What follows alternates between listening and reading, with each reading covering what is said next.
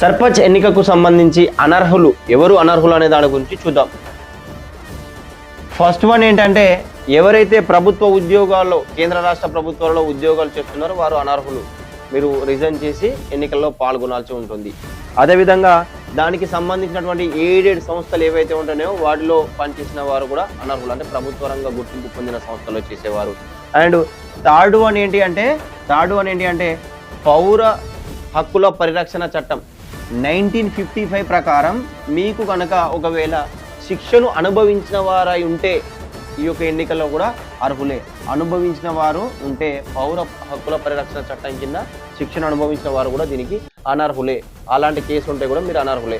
And next one ఏంటి అంటే, మీరు మతిస్థిమితం లేకపోయినా అదేవిధంగా మూగవారికి కూడా ఈ యొక్క ఎన్నికల్లో అనర్హులే. అండ్ నెక్స్ట్ వన్ చూసినట్లయితే ఏంటి అంటే, మీరు ఏదైనా ప్రభుత్వ రంగ సంస్థల నుంచి వెళ్ళి కాంట్రాక్ట్ను పొంది ఉంటే, అది ఎలాంటిది, అది జిల్లా స్థాయిలో కానీ మండల స్థాయిలో కానీ ఎక్కడి నుంచి కానీ ప్రభుత్వ రంగ సంస్థల్లో దాని అనుబంధ సంస్థల్లో కాంట్రాక్టులను ఏమన్నా కలిగి ఉన్నట్టయితే కూడా మీరు అనర్హులేనైతే మనకు తేల్చి చెప్పడం జరిగింది. ఈ విధంగా అనర్హతకు సంబంధించినటువంటి అంశాలు. అండ్ మనం అర్హులకు సంబంధించి అనర్హుల గురించి చూసాం. అండ్ నెక్స్ట్ ఓటర్ ఐడి లిస్టుని ఏ విధంగా అనలైజ్ చేయాలనేది నెక్స్ట్ అయితే వీడియోలో చూద్దాం.